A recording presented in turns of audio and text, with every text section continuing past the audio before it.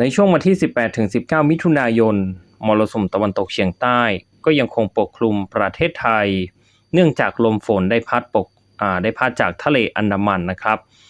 แล้วก็ยังคงเป็นปัจจัยหลักในการนำพาฝนเข้าสู่ประเทศไทย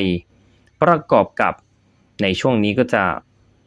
มีลิ่มของความกดอากาศสูงจากซีกโลกใต้แผ่ขึ้นมาสูงปกคลุมจึงทำให้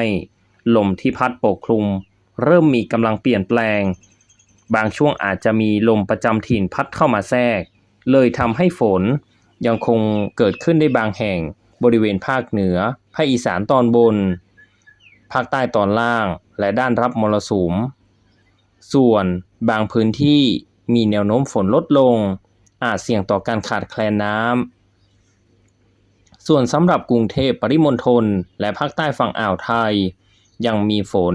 ในช่วงเย็นถึงช่วงค่ำสลับกันหนักเป็นบางวันนะครับ